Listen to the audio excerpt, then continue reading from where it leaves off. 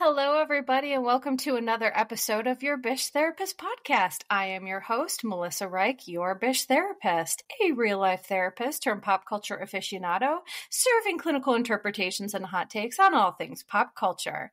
Today's episode, y'all, is a very special one. I am so excited to have a very special guest here from host of This Is This Real Life with Mandy Slutsker. It is Mandy Slutsker. Hello, Mandy. Hi. Thank you so much for having me. I'm so excited to be here. Thank you. And I'm sorry I biffed immediately the name of your podcast. Is This Real Life is the name of the podcast. I am tongue-tied and twisted today. But I love your podcast. It's so great. And I'm just so grateful that you're here. Oh, thank you so much. I'm really excited to be here. So for those of you who don't know, I was on Mandy's podcast about, I don't know, was it a month ago now? I'm bad with time. I think it was a month ago. Okay.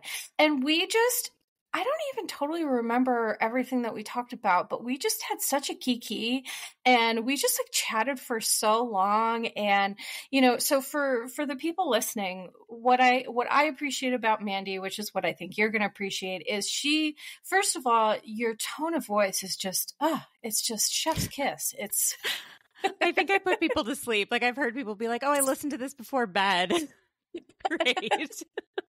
No, but that is not a bad thing because not everyone has a voice for podcasting. And so not only do you actually have a great voice, but you also have a great voice in another way, which is you are doing some really important stuff. And so I want you to share with the audience what it is, a little bit about what you do, so that we can, get into what we're going to talk about today. Thank you so much. So I work in federal advocacy, and my background is actually in global health. And so I've worked for a number of nonprofits. I've lived overseas. I've worked overseas. And I'm very dedicated to global health, improving the health of everyone everywhere, but especially children. And my focus at work is advocating for children's health globally with our federal government. And so I lobby, which I know people feel like that's a bad word, but what lobbying means is when you have a meeting where you're discussing a specific piece of legislation, whether that be a budget bill, so how much money the government spends on a specific program, that kind of a thing, or a piece of legislation that changes the law, that kind of stuff. Anything where you're doing that is considered lobbying. So a number of you, if you've ever advocated for something with your state government or your city council or the federal government, asking for a law to be passed or not to be passed, that is lobbying. But I just do that professionally. Right. And so what I think is so amazing about what you do, and I joke that it's like a Chandler Bing job where it's you just explained it and I'm still not totally sure. No, I'm kidding. I get it. But it is, right? It's one of those jobs that it's wait, what? Huh? It's confusing, right? I can give some specific examples because when people tell you that they do something, you're like, well, what does that really mean? What do you do on a day-to-day basis? And so if we're trying to get a piece of legislation passed, or a better example, a certain amount of funding for a program. So a great example is funding Gavi, the Vaccine Alliance. It is a international partnership that helps vaccinate children globally for especially routine immunizations. And now there is a new malaria vaccine. There's actually two that are being rolled out in sub-Saharan Africa. And it's very, very exciting. And Gavi is partnering with the countries to get these vaccines rolled out. And so I am meeting with people to talk about the need and how much money it's going to cost to do it and what the U.S. can do and what all the other countries are doing, right? And in order to do this, I'm looking at, okay, who is on the committees that make the decisions about financing? And then who is also on committees related to foreign affairs? and who is the chair, who is the ranking member, how do they feel about this topic, have meetings with them. Sometimes, just figuring out that someone isn't opposed is quite helpful. Who is the most powerful person on that committee? It may be the ranking member. It may not be. There may be another member with whom everyone kind of looks to. And if they're okay with something, then everyone else is okay with it. So then you look at that person and you try to figure out, how do I get that office on board with my proposal? And it's not my proposal. I don't do this work alone, and my organization doesn't do this work alone. We do this in coalition. So there are a coalition of all these different groups, nonprofits, medical societies, all kinds of stuff that advocate together on the same ask and speaking together with one voice. This is what's needed for children to receive the malaria vaccine, right? And it's not just me, it's a ton of other people. That has more impact. And so you're kind of assessing, who's on what committees, who do you need to talk to, and look at what the hurdles are. And there's a lot lately. That's kind of dumbing it down a little bit. But what a lot of people don't realize is you all can well, it's not dumbing it down. It's just like simplifying it, I guess. But you all can we need that. I need that. can weigh in yourself on what you want the government to fund. Each office typically has what we call appropriations forms. And it's this time of year. It's in March. It's a little complicated now because Congress has not passed the fiscal year 2024 budget yet. That's why you keep hearing in the news, they came to an agreement to have another continuing resolution. That just means they're funding the government a couple more weeks at the exact same numbers that they funded it in FY23. And so, but if you want to weigh in on FY25, that's the next fiscal year, offices say okay, what's your name? What's your organization? What are you asking for? How much money is it? Do you want specific language in the bill or in the accompanying report? You can all weigh in. Now, most people don't, but this is what lobbyists do, is that we go in and we fill out these forms in March primarily. And we also, all the other organizations that are allied with us fill out these forms. And we try to make it so that these members, when they submit their priorities to the committee on appropriations, they put what we care about higher. And so then the committee on appropriations and then the subcommittees that deal with the topic that you care about, they get together and they figure out what the priorities are and how much money.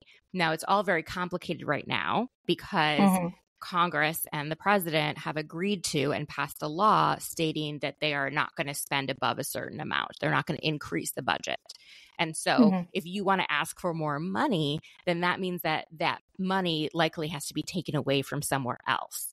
And that's a very complicated scenario. And, I don't get in the business of telling Congress how to make their decision. I just explain what the need is and what our ask is. And then it's up to them to decide. Well, one of the most important things that I love that you do, my folks know that I don't, often talk about politics, but what I appreciate about you the most is this isn't about politics. It's about advocacy, right? And a lot of people feel like, a lot of people are angry, right? This is probably the most divisive we've ever been as a country. And so I think that, as we're ramping up for this election cycle that has people already exhausted, what I love about your perspective is this ability to peek behind the curtain of Oz, right? It's not like there are real things going on here and real things that we can be doing instead of just being angry and fighting with people on social media. What I want to use this podcast to do today is to talk about real stuff in terms of how to get involved on local levels, federal levels, state levels. What can we actually do, right? If we're frustrated about, A, B, C, what are the things that we can actually do instead of sitting in the frustration? So for me, this is what we're here to do today. And I think that, your voice is a very moderate approach to, it's the opposite of divisive. It's okay. So here's what we're looking at and here's what we can do. And so that's kind of really what I wanted to share, with folks today, because I think a lot of us need that, right? Psychologically, emotionally, politically, we need it. Yeah. I mean, if you have a lot of excess energy, right, that you're spending being angry, watching the news or reading stuff on social media, if you want, you can redirect that to getting involved in advocacy. And it doesn't have to be at the federal level. I actually say, all politics is local. Sometimes, and most of the time, it's best to start locally. Like, what's happening in your city? What's going on? Who is on the city council? Look at your state. What does your state legislature look like? How often do they meet? Are they professional politicians or do they have other jobs also? And then being a politician is just something added that they do because they only meet once every 2 years. What is on the priority for their next legislative session? Is it a topic that you really care about? Find the organizations that work at the local level advocating for things that you care about. Learn from those people. Don't start, and reinvent the wheel. If you care about, I don't know, I'm trying to think of a topic. Give me a topic. How about, so I'm going to give a quick trigger warning, because we are going to be talking about gun violence because I want to use that kind of, I know it's a hot topic, but use maybe that as one example, because you and I had talked about that a little bit. So trigger warning for folks listening to this is that we're going to talk about this from a perspective of how do we get involved and how do we affect change at local levels. So, just to be mindful, I know my folks appreciate that. So can maybe we use that as an example? That's a really good example. And so one thing I will say about gun violence is I think it's important when you advocate on gun violence to keep in mind that nobody, not people who are for guns, against guns, anything, want children or innocent people to be killed by guns. No one wants that. And so if you acknowledge that everyone doesn't want that goal, and maybe you think certain organizations don't mind and think whatever, but think of it as that most people are entering in good faith, that they don't want children to die. And so when you start with that and you acknowledge that everyone wants the same end goal, you can find a lot more areas of common ground. So look at the organizations in, does your city have high rates of gun violence? What's causing that? Are there programs that, who is it at-risk youth who are getting access to weapons? Are there things that you can do unrelated to gun violence, but indirectly mentoring, young people and, having a reliable, adult in their life that they can have a strong relationship with? Those kinds of programs have been found to be effective at keeping people away from crime. And so maybe you focus on it that way rather than on like the legislation and stuff like that itself. But if you want to focus on legislation, look at what organizations are involved in that, join their local chapters, their state chapters. They have professionals usually that work at these organizations who do what I do, who figure out and map a strategy to try to achieve an outcome. And you can be part of that as a volunteer, especially. So find what really is you're passionate about. I know you and I had talked about, you being affected by cancer. And there are so many people in this country affected by cancer. And the investment that the federal government makes in research for cancer is huge. And so, I go to Capitol Hill a lot. And, this time of year, we have what we call fly-ins, where people come from all over the country and whatever organization they're with, and they wear their shirts or they wear their buttons, and they go in and they make their asks. And there's always fly-ins for not even just cancer in general, but like very specific cancer societies, leukemia and lymphoma society. And so if that's something that you really care about, you can join that state chapter or local chapter. You can get involved nationally, and you can advocate for more investment in that. Right. And so that's amazing. I'm just like a way to kind of stop focusing on what's not working and figure out how you can be part of a solution.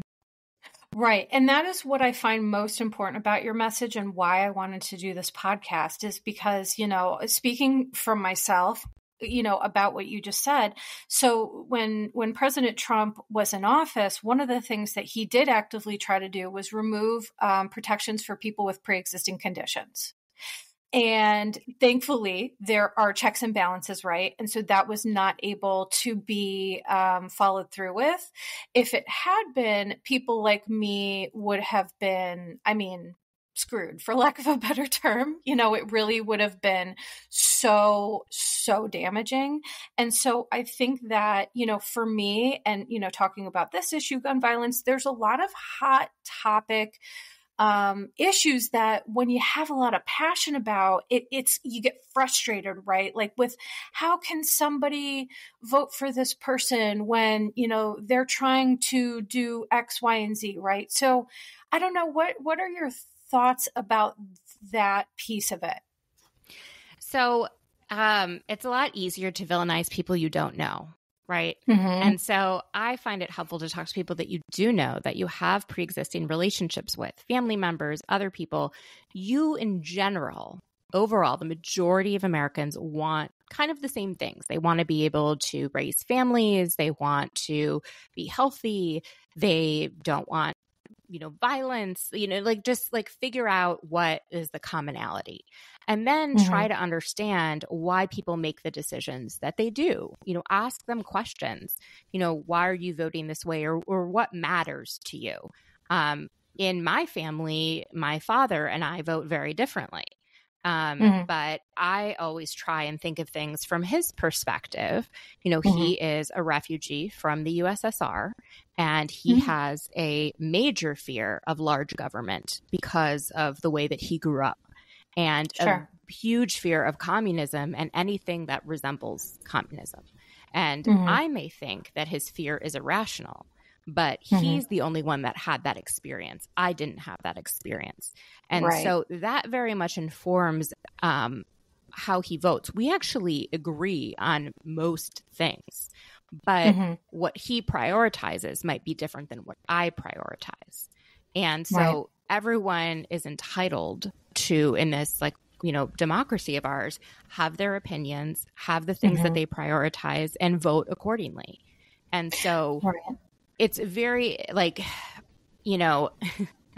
I say this often, but democracy, when it's working, nobody's happy. And it seems like crazy, but it is trying to find things that work for the majority. And that involves compromise. And compromise, as you know, in your own interpersonal relationships, can be quite frustrating. If you want something and your husband wants something else, and you end up figuring out a third thing to do that you both agree on, but it's not the thing that you wanted, can you live with it? Right. And the same is true in our politics. And if you get very frustrated with certain elected officials, think they were elected by a majority in their district, in their state.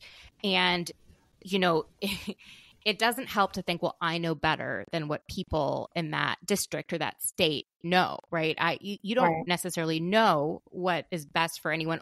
Only we know what's best for ourselves. And if you don't like them, do you want it so that those people can't vote those, I think of it that way. If we want, if we believe in democracy, which I very much, that's a very strong belief of mine, then mine too. I work with a lot of, members of Congress and their offices and their staff with whom I vehemently disagree on some pretty key issues. However, they were sent to Congress for a reason. And I believe that people have a choice of who they send. And so because I believe in democracy, I believe that that person was rightly elected, and it's my duty to work with them. Right? Yeah, they're the ones that was chosen. I think that point is so important, and the crux of all of this, right? Which is, if we want and believe in democracy, which we do, and most folks do, right? That means that people have the freedom to have different opinions and perspectives. And what's hard about this, especially on social media, is that, and I'm going to talk about this part of it, right, is that when you have a trigger button issue, right? So for me, it's the healthcare stuff, right?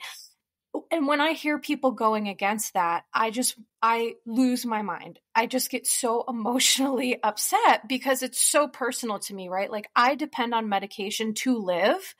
And without that funding and without that medication, I would cease to be here, right? So it's like, it's hard to not have that. Same thing with gun violence, right? Such an emotionally charged topic. But what it comes down to is democracy means, whether it's in interpersonal relationships or in society or whatever, is we have to compromise. Not everybody is going to think, feel, and act the way that we do. In fact, that's one thing I used to talk about a lot in therapy with folks who would get really frustrated is, I would have to say, not everybody's like you. Not everybody's like me, right? The beauty of diversity is what makes us all human is the fact that we're just different and we have different cultures and perspectives, like your dad, right? What a perspective to live through that and to have that inform you. So I love that you point out is less focus on the divisive rhetoric and more looking at like people, like your dad and people who, you have this saying, or your dad always says that there are people who love Trump and people who vote for Trump, and they're not always the same, right? And yes, that has been a lesson I've had to learn. Right. And so it's funny for me too, because it makes so much sense the way that you're saying it. And I think that we also have to be really careful psychologically is to not suffer from groupthink and from, echo chambers and all of these things. Like, so for me, I'll say it's hard because I am a fierce advocate for, basic human rights. But you and I had kind of chatted about that. And, unfortunately, it's like, well, basic human rights are kind of debated or not. There's not a great,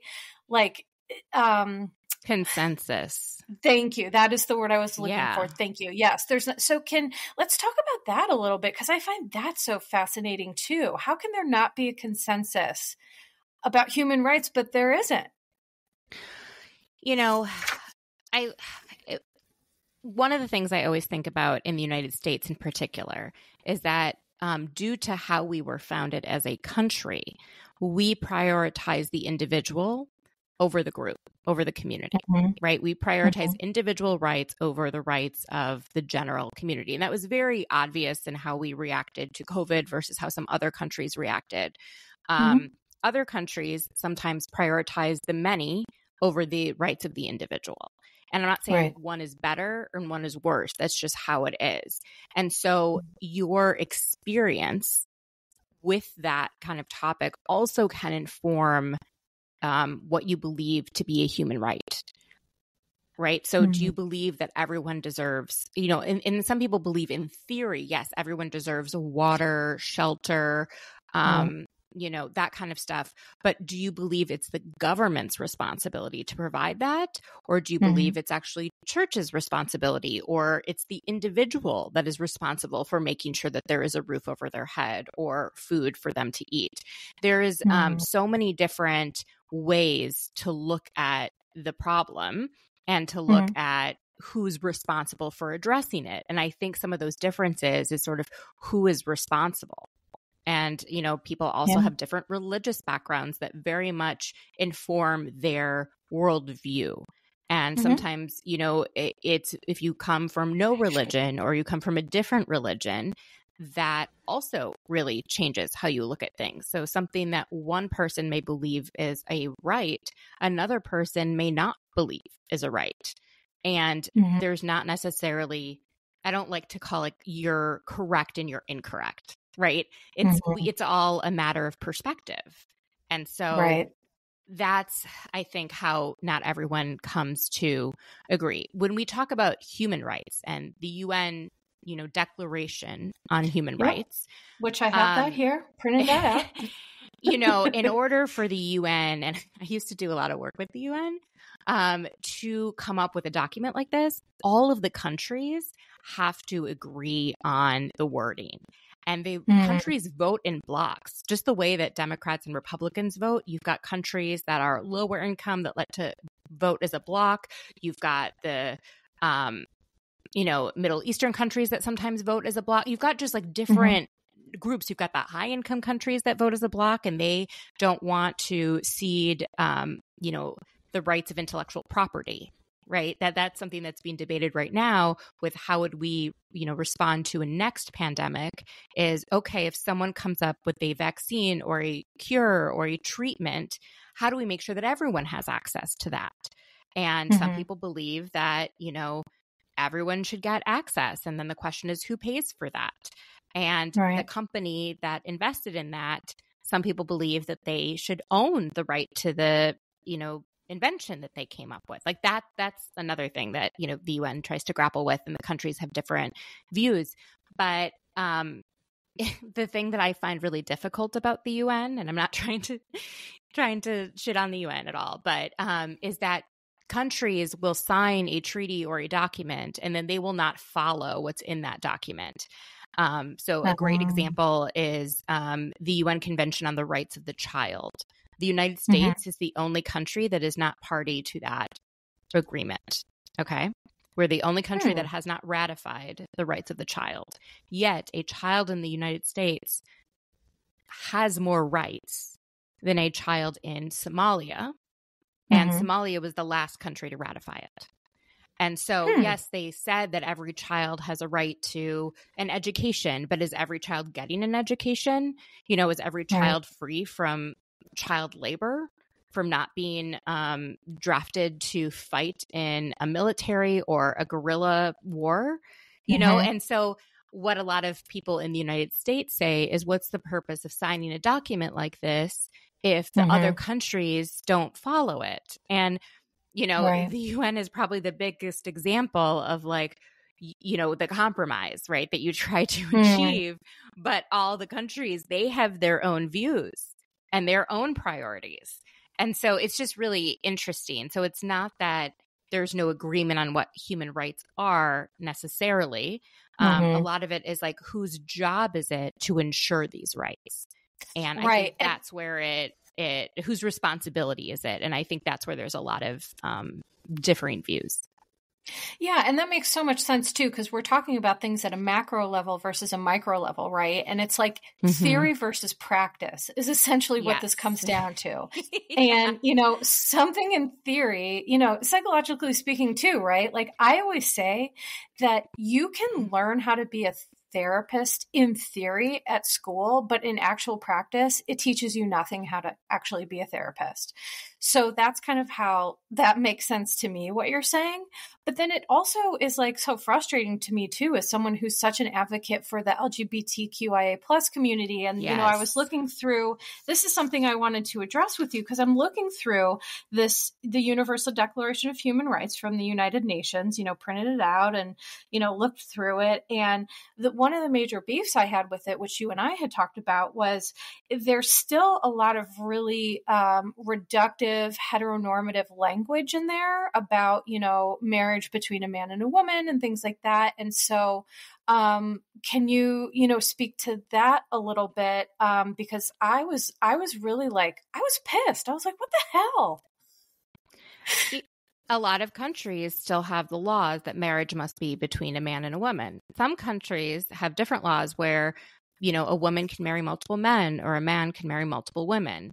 Everyone has their differing laws, and those are also informed by sometimes culture, sometimes colonialism, right? A lot of the actually anti-LGBTQ laws in many South Asian and Sub-Saharan African countries were a result of British colonialism. The British had those laws, and then they imposed those laws in all the countries. Like India is a great example.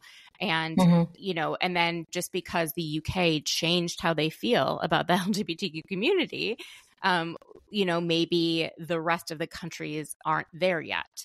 And whose job is it to force countries to change their laws, right? It's very complicated, right? And then you go back to a lot of colonialism where they didn't have the choice of what the laws were. And then and then now it's like, oh, now you're going to come in and tell us what we should be doing differently. You forced us beforehand. So there's a lot of stress and I guess division between countries that had colonized, especially those in like Western Europe, and countries that had been colonized. And so, you know, a lot of it's like, you can't tell us what to do. And, you know, some countries are even kind of going what I would consider backwards in terms of rights for LGBTQ. Ghana, I think this past week, passed laws that, you know, if it is illegal to be a homosexual and you can be jailed just for being one. And so, yeah. And, you know, and it's complicated. The world is very complicated. And so, if not all the countries in the world agree on this topic, right? And so it doesn't make it into the final document. And it's frustrating because just what you're saying is that essentially, you know, because when you break it down like this in terms of colonialism and then cultural impacts, right? So it's like, you know, it's like a slippery slope because it's like, well, who are we to tell someone about their culture? But then at the same time, this for me is just like, well, that's absurd to jail people for being, I mean, that's just, you know, So then the U.S. looks at these things in how they do foreign policy, foreign aid. Do they put conditions? Do they withhold aid for countries that are violating rights? Do they, you know, that kind of thing? Because that's where we can make choices, right? Okay. We can choose how we give our aid and what conditions are attached to our aid. But we cannot tell a country to pass a law or not pass a law. You know, we can tell, we can weigh in, but, you know, they have autonomy. And yeah, it's very complicated. I mean, I was involved in negotiations around, we call them outcome documents or political declarations at different UN high-level meetings, you know, one on tuberculosis, one on HIV. And you have a document on HIV and you're talking about the at-risk populations. And these are scientifically proven populations that have higher risk of acquiring HIV than the general population. And so that includes men who have sex with men. That include, you know, the people who inject drugs. And a lot of countries don't want those words in the final outcome document. They are uncomfortable with that. They don't believe that people who inject drugs have a right. You know, they have the same rights. That's crazy. Yeah, if you want to look about rights of drug users, look at Russia and what they do to people. God, really pretty terrible, in my opinion. And so it's very complicated. It's not, and it's very frustrating when you're working on these declarations and you get everyone to like a consensus around the science and what needs to be done in targets. Like we're trying to achieve a 90%, you know, reduction in new HIV cases. We're trying to get 90% of people on treatment. We're trying to get 90% of people to know their status, to know whether or not they have HIV. But then in order to do that, you need to target the populations that are at highest risk. But some countries don't want that to be told, like, this is how you have to implement your HIV policy. And so you have to, it's, you know, and then it's kind of like we said, no one's happy in the end. Because it's like, you know, some countries would rather it be written a very particular way, other countries a very different way. And so everyone's kind of trying to come together. And you could say, oh, well, then what's the purpose of having these declarations if no one listens to them and all that stuff? Some countries really do. And they'll say, okay, we signed on to this. And so we're going to invest our money in this part of our healthcare system, or we're going to prioritize this particular topic or this issue. And so it does influence countries overall, but they can pick and choose whether or not they abide by something because there are no negative consequences for not following something that you signed. Like there's no... That's wild to me. That's wild. But then the question, and you go back to like the International Criminal Court, like who is policing the world? Right. And a lot of people feel that the United States has an outsized impact on foreign policy and on, how things happen in the world. And so they're frustrated at us kind of picking and choosing the winners and the losers. But yeah, it's it's very complicated. These things are not easy. And so things that may seem so simple in your head. Another thing I like to look at is, and you brought this up earlier, is, what you think and feel and what's practical. Like what can actually happen. Right. And that's something I notice a lot in American politics. And a great example is student loan debt. Some people believe that, if you acquire debt, then you need to pay it off. Other people feel, this debt is, I'm permanently in debt. I've paid most of it off and I still have because of the interest rates. And these are sort of predatory interest rates and predatory loans. And then, the president can try and forgive loans, right? And he, said he's going to, and this was a campaign promise. And then he went ahead and he followed his campaign promise. However, court stepped in and told him what was legal and what wasn't legal and what he could do and what he couldn't do. And that is a limitation in terms of like the practical application of a policy that you may agree with, but the courts and there are so many court decisions that I disagree with. I've been very loud about some of them more recently. But if you believe, again, in democracy, you have to kind of listen to the court system. Otherwise, we don't have our system anymore. And it's like we can't pick and choose what democracy we choose to adhere by. So seriously, I know this might sound bizarre, but I'm going to equate this to marriage, right? It's like when you marry someone, they have their cultures and their values and their religion and their perspectives, and you have yours, and then you're coming together and you're coming to, okay, how do we create a win-win situation here, right? With the two of us where we're happy and we're fulfilled, even though we may think and feel differently. I know that's kind of a simplistic way to look at this. But for me, what I want to try to help my folks, listening to this look at is like, okay, so to your point, right? It's complicated. It's complex. There's a lot of compromise. There's a lot of moving parts. So what I want to maybe shift to is like, how do we affect change at local levels? I mean, I know you already spoke to that a little bit, but so for people listening who are saying, I really have strong opinions on, gun violence, healthcare, women's reproductive rights. Hello. What are some things that we can actually do that you would recommend to, or even how to find these resources, right? Like, can you steer folks in a direction? Yeah. So I think one of the most important things people can do is vote. And I think people equate voting with voting for president. And that is one of the, elections that happen, but there are many that happen locally. And figure out which elections have the most consequence, right? In where I live in Washington, D.C. We are like over 90% Democratic, and therefore the Democratic primary is actually the vote that really chooses who wins in the end. And that's unusual, right? But figure out in your state, if you live in a primarily Republican, county or city, and you want to weigh in your city council, and that it's between a set of Republicans, you can register as a Republican and participate in that primary and have more of a say. And I'm not telling people to register against what your views are, but try to figure out where, what elections are really having the consequences.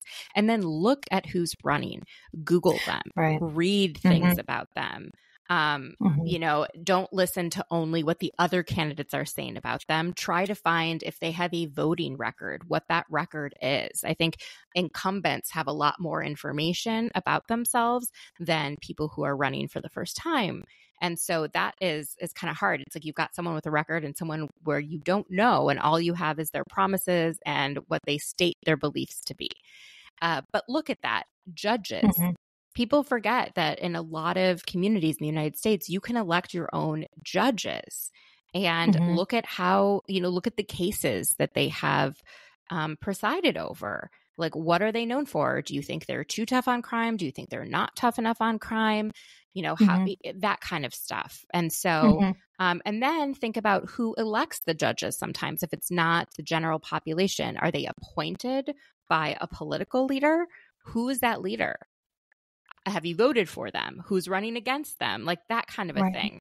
A lot of people say you got to think when you're thinking about voting for president, you think about the Supreme Court because it's the president that appoints justices to the Supreme Court. The same goes at local and state levels. And so, it's like, what do? I would start with voting. And I would, and if you don't have the energy, if you're like a parent of young children, it's like a perfect example. You don't have time for anything, right? Like a toddler takes like every possible moment that you have. And so I get that, right?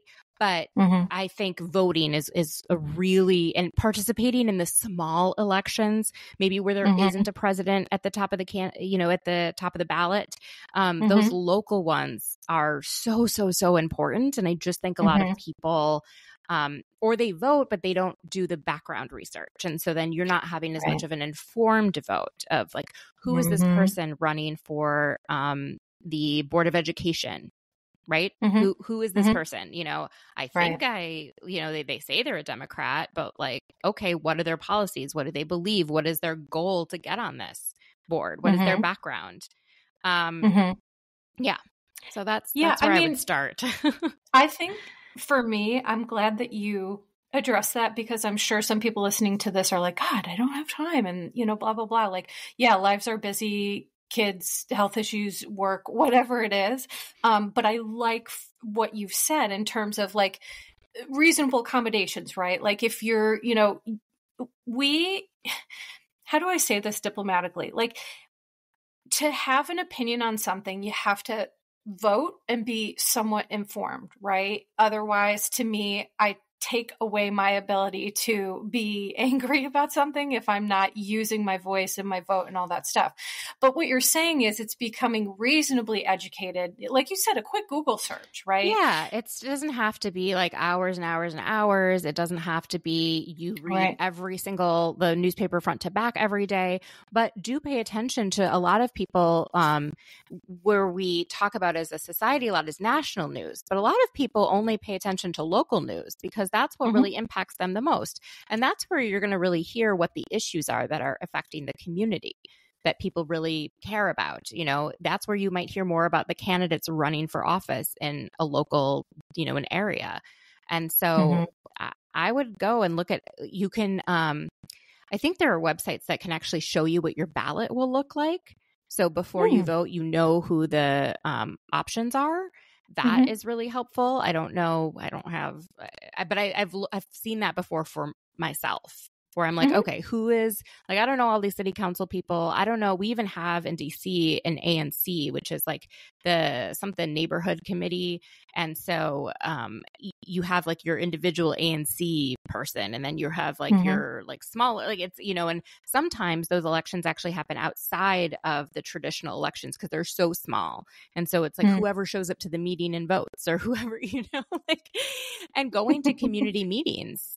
Look at how often there are meetings in your community with the city council.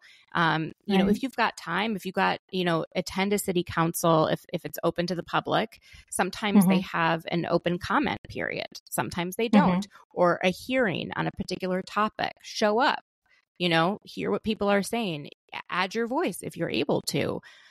That kind of stuff. I think that's what matters. And if you don't have a lot of time, but there's one thing that you're really, interested in, and they're having a hearing on it, like whether or not they're going to be using city funds for a new ice rink or not, and you want them to spend it because your kids play hockey and you think that that's a good use of community resources, then show up to that one meeting where that's on the agenda.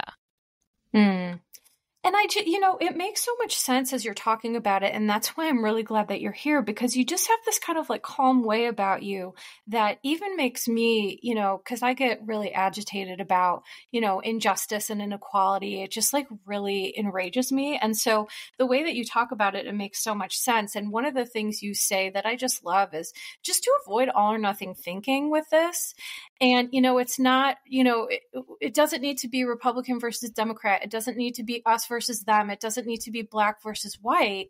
And here's the thing. This is a good tip for politics, but also just for being a human. Like in therapy, we need to, avoid this black and white 0-1 all or nothing thinking. Nothing good comes from that. And I think that with the divisive nature of, the lack of bipartisanship and it's one versus the other. I just love that note of let's not do our part to not be a part of that problem almost.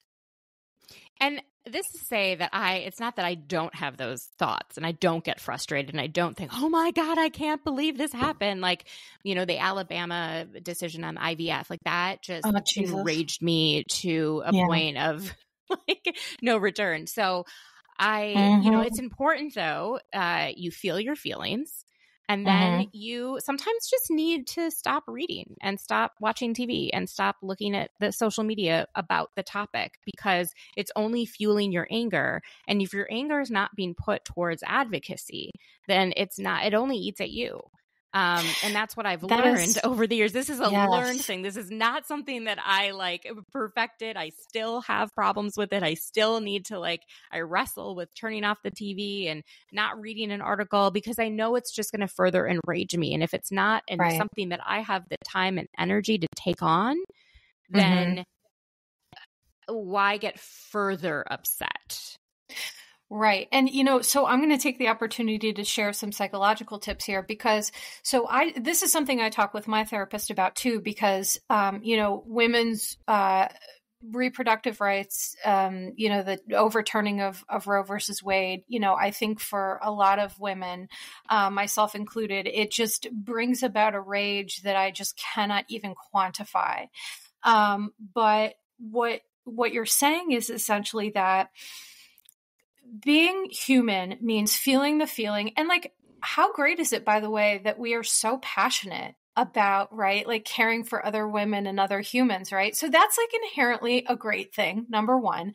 But number two, to your point, and what I've talked to my therapist about is if you feel you're educated about the issues, for example, with Trump and Biden, if you're educated about that, which at this point we likely are, you don't need to read every article about it. You don't need to doom scroll.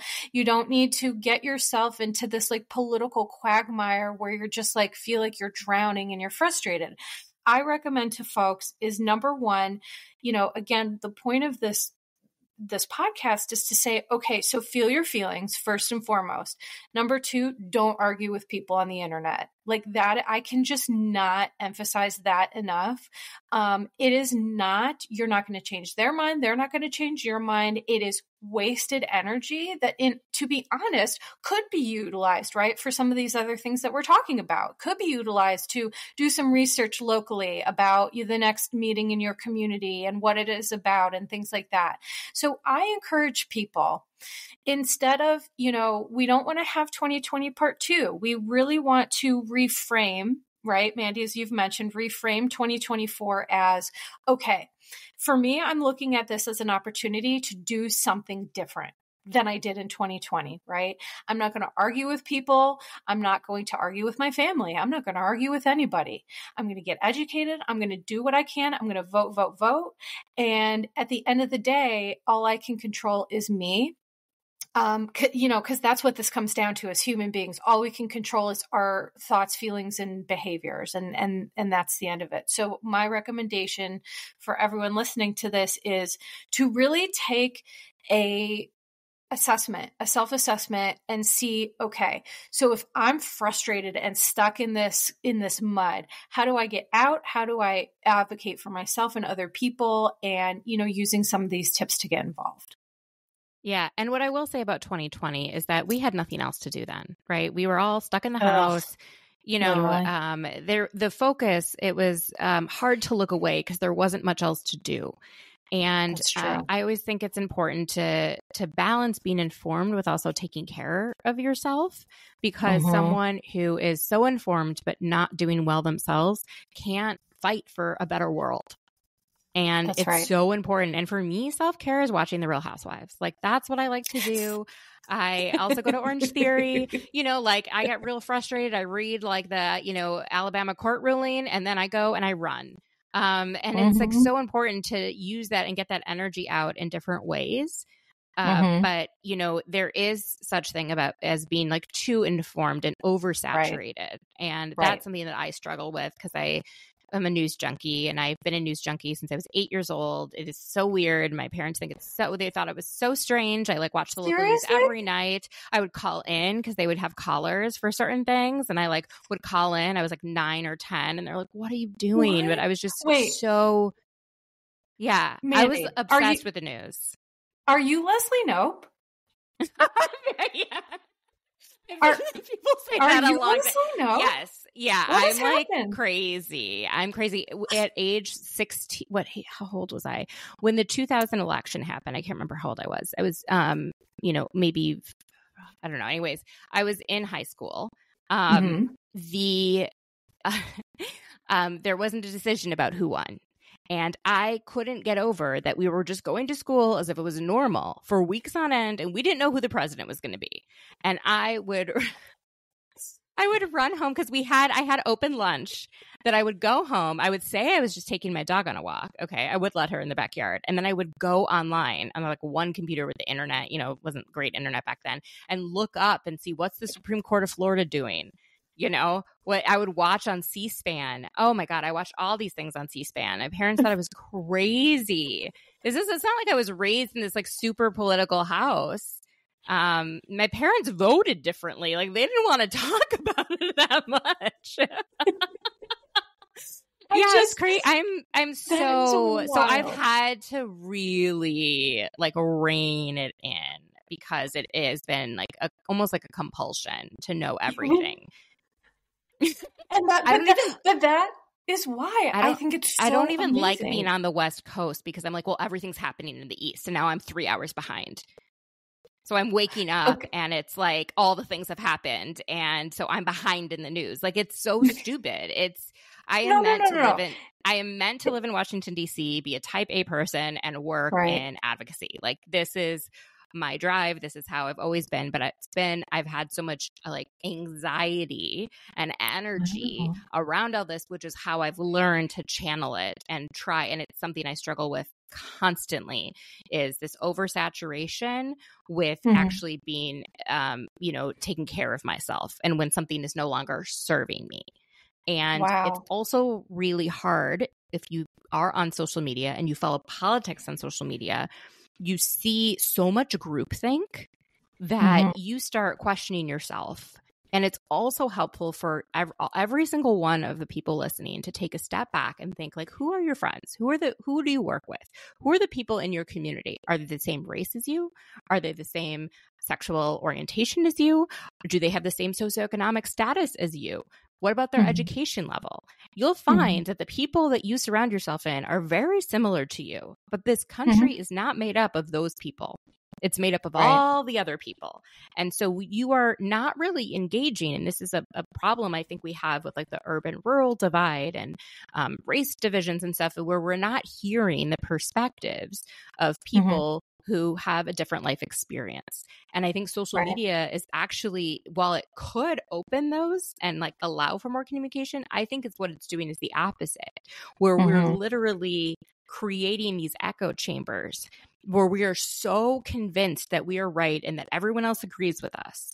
And it's not helpful to, I think, our democracy and to ourselves. I think it does a disservice.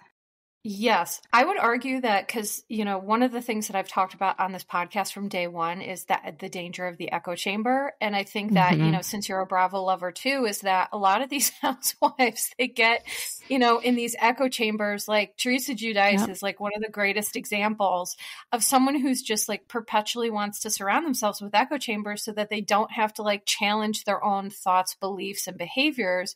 And yeah, I mean, I think the same thing happens on social media. So I just appreciate and first of all, to inform people, if you don't know who Leslie Knope is, chances are you've never watched the greatest, I would argue Parks and Recreation is one of the greatest shows of all time.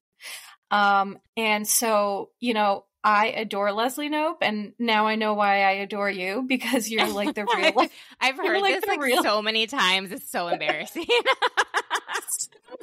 But the thing that I love about you and I love about Leslie, even though she's a fictional character, is like you're so passionate, but you're so informed.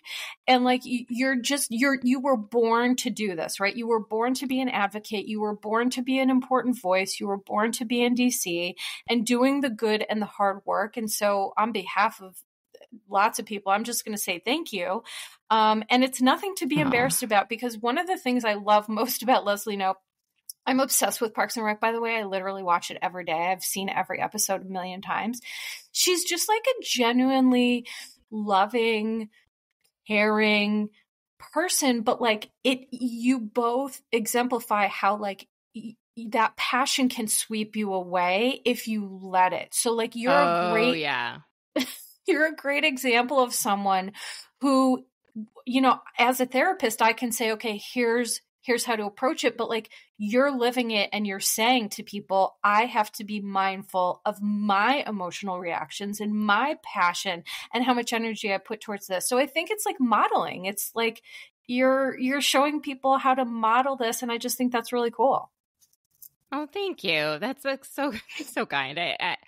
I think, part of it's also age. Like I've gotten older. The way that my like thinking was in my 20s, especially politically, has varied greatly. I think I thought that was like good people and bad people. And if you disagree with this thing, then you're bad. And I, in my podcast and how I look at housewives and how I look at, reality shows, is people are comprised of so many complicated things. There are good parts, There are bad parts. Who's to say what's good and who's to say what's bad? I mean, going back to countries and morals and backgrounds, everyone has different ideas of that. And just because someone disagrees with you and has a different sort of premise from which they are coming doesn't mean they're a quote unquote bad person. And that is something that I think is so important to remind ourselves of as we enter into a very polarizing presidential election cycle. I know there's also a movement, and I know this is controversial, but people who are very frustrated with President Biden, who are the farther left of him, that, don't want to vote for him, despite him being the better of the two options. And for whatever everyone says about third candidates, they never win. Our system isn't set up for it. If you're interested, like take a poli-sci class in college, because the American policy explains why our system is the way it is. And it's just, it is what it is. It's, and I understand people wanting to take like moral stances, but you also have to look about, in medicine, they always say like the first thing is do no harm. And like by abstaining from engaging in politics or engaging in this election, are you doing harm? Who are you harming? Who is being helped by it and who is being harmed? I always say that like it's better for you to lend your voice. And I know my dad is, and other people are like struggling with, who's the top of the Republican ticket likely. And I was like, you don't have to, you could just cast every other ballot. You don't have to choose someone at the top also. So just because you don't want to choose between Biden and Trump doesn't mean you don't need to vote for governor or state representatives or city council or judges. It's like you're throwing your entire voice away if you stay on the couch. And I just would encourage everyone not to stay on the couch. And I just think that is such an important message, is that using your voice for whatever arena you want to use it is so important. It's like, even for people who maybe I don't agree with, it's important to use your voice and your vote, and not voting or abstaining because, you don't like the two main candidates is ultimately not going to be helpful. But I like that you spoke to, other ways, if you really are having a hard time there, other ways to make sure your voice is heard. And I think that's really important, because we don't want to get so stuck in a moral high ground that we're shooting ourselves in the foot, so to speak. I mean, that's how I feel in general. I think a lot of times, when people get, this is what the other side wants you to do, right? They want you to feel. Right. And so the other thing I would say is that, people, I think as the generations get more into technology and stuff, we're like really big on instant gratifications. And I think that like Americans, like, look at how we do sports. Like, people aren't as into soccer because like you watch forever and they could be like 0-1, like, and it's frustrating. We're like, come on, someone score, and it's like no shock that basketball, where there's a score like every couple, seconds or minutes, that keeps our attention more.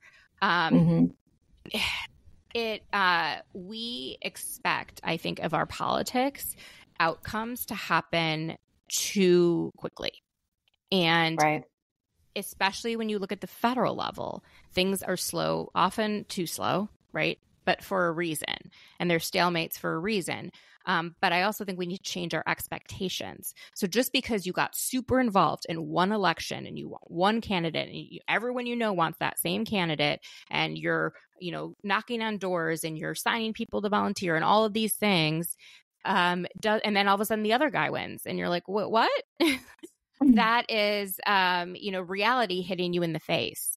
And whoever spends and organizes and has the most resources. This is also, like, I always say democracy is like one person, one vote, but we do know that there are corporations and there are groups that have a lot of money, and that money can buy more access to our democracy. And that is unfortunately the result of our Supreme Court and Citizens United, but then you have to organize harder. Then you have to do more, and for less. And that's just the system. And it's better, I think, to accept the system and work to change it than just to say F it and just be angry all the time. That's what I think. Right. I think people, Listen, ultimately, if you are refusing, like whether it's a family system or a government system, if you are saying to yourself, I refuse to accept the system that I'm in, like that is going to just create a lot of cognitive dissonance, a lot of anger, a lot of frustration. And then that may inform your decision or to do something like step away when you really should be using your voice, So I just think that the important message here is use your voice, vote. Wherever you lean, that's okay. But like for me, one of the final messages here is that I always talk about be the light that you want to see in the world. Okay. And I wholeheartedly believe that is that when I go out in the world, how do I treat people?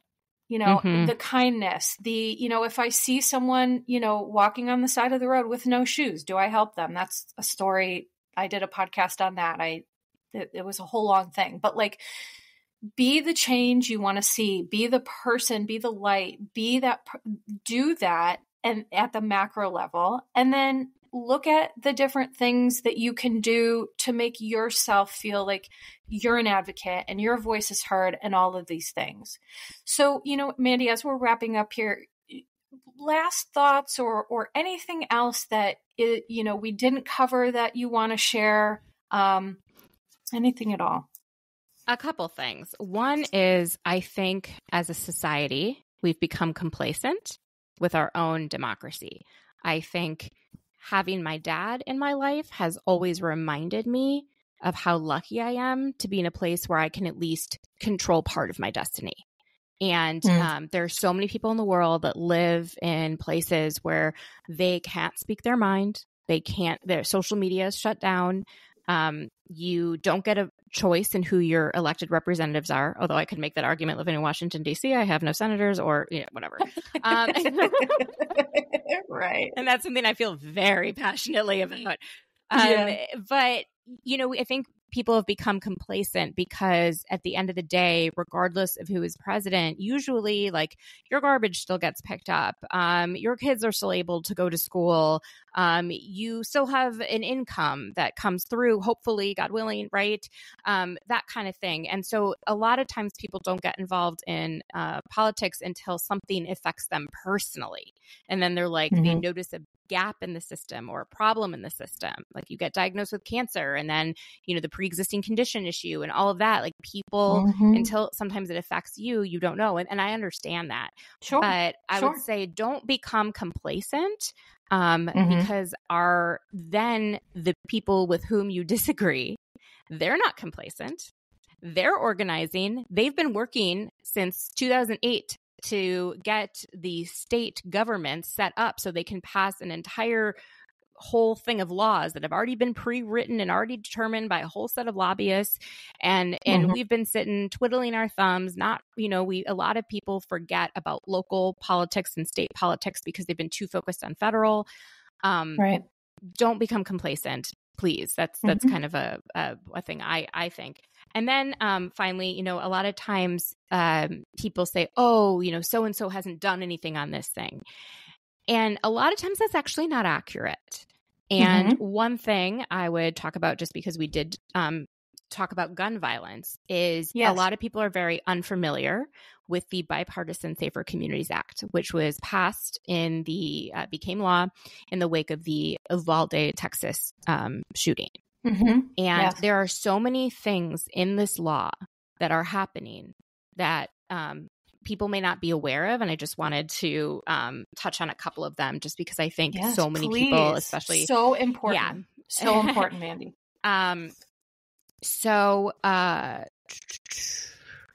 Okay. Getting a law passed. This is also something I've learned the hard way is one thing. And then getting it implemented is a whole other beast. And so that often can be an area that you want to focus on, is the implementation of a law that's already passed. That's actually something that a lot of people who are in favor of gun rights say, is that we've got these laws on the books and they're just not being implemented. That is often true.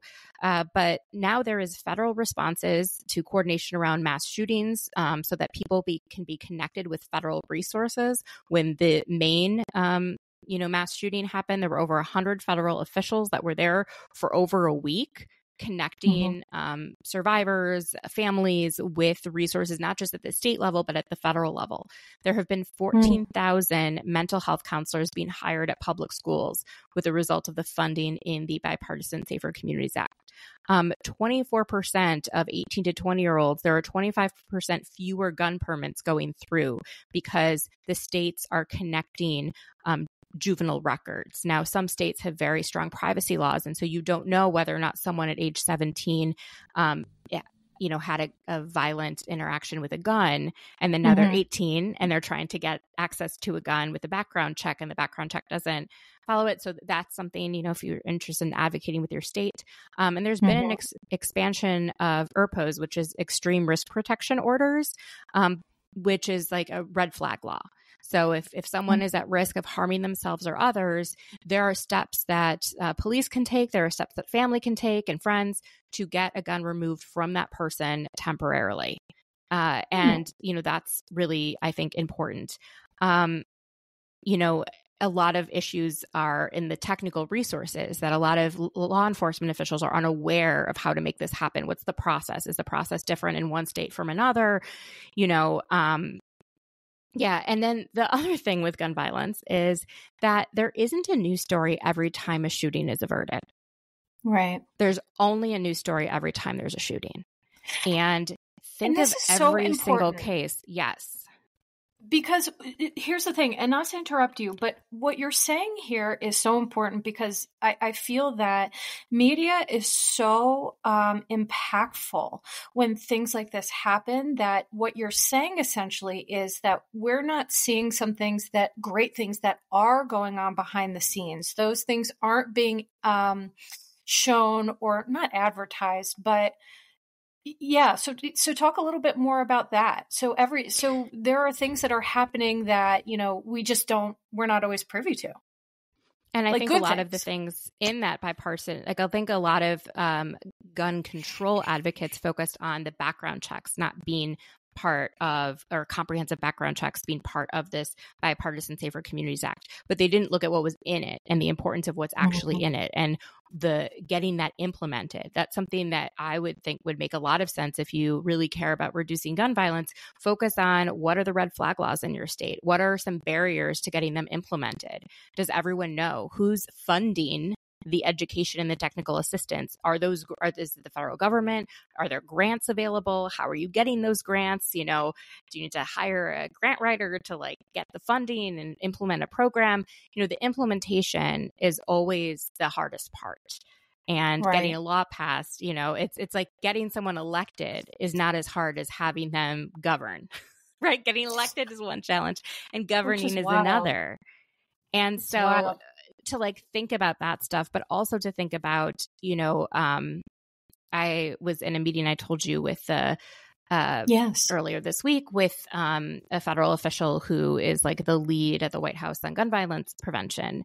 And, one thing to think about when you're voting for president also is not just like the president, but who works for them and what positions they appoint to, what offices they create, what offices they get rid of. And so, find a candidate that aligns with your values. And like, if you don't like the person at the top of the candidate, I don't think most Americans want to choose between Biden and Trump. That seems very clear from all of the polling that's been done. But think about who works for them and what they want to do. And I think that's what my dad means by there are people who love Trump and there are people who vote for Trump, is that they determined that the people that Trump will hire, will hopefully be better aligned with their values than the top candidate is. The one thing I want to say is that when it comes to a lot of gun violence is that there's always a blame about mental health. And it's really complex, but, a couple of statistics I just want to read. Johns Hopkins has a Center for Gun Violence, and they have you can Google that. They have a lot of information. And so what they've said, a 2014 study showed that serious mental illness only was 4% of a risk factor, whereas 96% of other risk factors for gun violence, right? There's all of these, programs and policies should focus on evidence-based behaviors that are actual risk factors, right? And here's something else interesting is that I was reading about how research consistently shows that people with mental health issues aren't violent and are more likely to be victims than perpetrators. However, racism and the culture and the color of the person's skin, it makes a huge difference. I was reading about how, perpetrators who are white are more likely to be painted with the mental health brush than are perpetrators who are people, in the BIPOC community, Black, Indigenous, people of color. With them, it's, there's these other narratives that it's, whether it's terrorism or it's, all these other things, but with white perpetrators, that often is, mental illness is quick to be blamed. And so what I just want to say is that there are a lot of risk factors for gun violence with folks, and it's not always what we're led to believe that it is. There's things like personality changes. There are, past behavior is the best predictor of future behavior. Yes. Right. And so that is something that like past violent behavior is truly the best predictor of, someone committing gun violence, as well as, people who have a history of domestic violence, who have a history of substance abuse. There are these factors that I do feel like, just as a mental health advocate, I just kind of wanted to say that too, because it frustrates me. And it only serves to increase the stigma, and I don't like that. So. Yeah, one thing I will say about, like, especially this Office on Gun Violence Prevention is they are focusing, it's so important to have evidence, right? And for a very long time, unfortunately, public health officials were not allowed to gather evidence on gun violence. It was against the law. And that changed. That's crazy. Yeah. When I was in public health school, there was not, you could not gather and do that data. The NRA made sure of that. Oh. And so there's funding now for the CDC to do research on gun violence prevention. And this is what you said is a study from 2014. That is 10 years old. Right. Things change, and it's really important to have accurate data and to have not just one study, but meta-analysis, right? Like 100 studies. And if they're all kind of saying generally the same thing, then that's, the best science currently available. And it's important to utilize the best science currently available. And the best science currently available in terms of, reducing violence in the home, reducing, accidental deaths, reducing suicide is, partnering with gun owners and, working to have safe storage. And the importance of safe storage in a house, making sure a child actually, a lot of owners who do store their guns safely will say, well, my child doesn't know the combination, and the child actually does. Maybe having a biometric. I know there was, but things like that. And partnering with gun owners and not viewing gun owners as the enemy, because in a lot of states, the majority of people are gun owners. And, they're also maybe at higher risk of dying by suicide because of the access to a gun or a weapon in the home. And so that's why it's so important to partner and to, again, like temporarily have someone take the gun out of the home during a period of problem, where someone has been found to be a risk to themselves or others. And every single time that happens, you don't know about it. And it makes it a lot harder to advocate for something that you can't quantify. You can try to quantify. There's a lot of different ways in science to do that. But as someone who advocates for children to have access to vaccines globally, we try and quantify how many deaths averted as a result of, having access to the measles vaccine or the polio vaccine, or how many, cases of paralysis are averted. But you don't see the paralysis. You only see it when someone gets polio and they have a paralytic case. So it sometimes is hard to advocate for prevention because people don't see the prevention. And it's important to remind ourselves that that is happening, even though we don't see it. And so, and I think, that's such an important point just in general, is just that, because from a psychological standpoint, people criticized, Mr. Rogers when he said, when bad things happen, look for the helpers, and people criticize that. But like, it really is true, is that we're not always seeing the people behind the scenes that are like you, that are fierce advocates and strongly working on these things. We don't always see that. So I think that is a really good, important note to end on, because Mandy, we could talk all day, girl. And listen, I hope you'll be back. Because we could just jam out on this all day. So, thank you so much. Again, Mandy Slutsker from Is This Real Life with Mandy Slutsker. Is there anything else, Mandy, while you're here that you would like to promote or any? No, I just think as, this election kind of moves forward, especially the presidential election, I think a lot of people are going to be like, is this real life? Like, how are we doing this again? But, so it's important to maintain a sense of humor, to have a little levity so that we don't all go crazy, because, that is exactly what I think the media wants from us. They try to drum up, things that will get you outraged. And then when you're outraged, you continue to consume the product. You continue to stay on Twitter. You continue to watch the news, and you're angry. And I would say fight that as much as possible. Try to know when you're being manipulated. I'm getting manipulated all the time. Every time I, watch TV and I get so worked up, and it's like, that's what they want, and they're not telling you the good things that are happening and the productive things that are happening at a bipartisan level. right? Where like people who disagree with each other are coming together and having real solutions, and that never makes the news. And it happens all day long. And it's just so important to remember that. And if you like Housewives and a much more, less intense topic, you can listen to my podcast, Is This Real Life with Mandy Slutsker. It comes out every Sunday. You can find me on social media at Mandy Slutsker. If you don't know how to spell that, you can just type in Mandy Slut. I am the only one that comes up. Claim to fame. It is spelled. Yeah, no, it's spelled. It's spelled like that. Yeah, Slutsk was a town in Belarus, like before, it was decimated by pogroms. It was a Jewish town, and everyone in the Russian Empire made it so that Jews had to have names related to the town so they were more easily identifiable. And so the most famous person from that town, or whose ancestors were in that town, is Irina Slutskaya, the figure skater. Yes. Yeah. So anyone with the last name Slutsk, Slutsky, Slutskaya, Slutsker, any of that, we're all somehow related.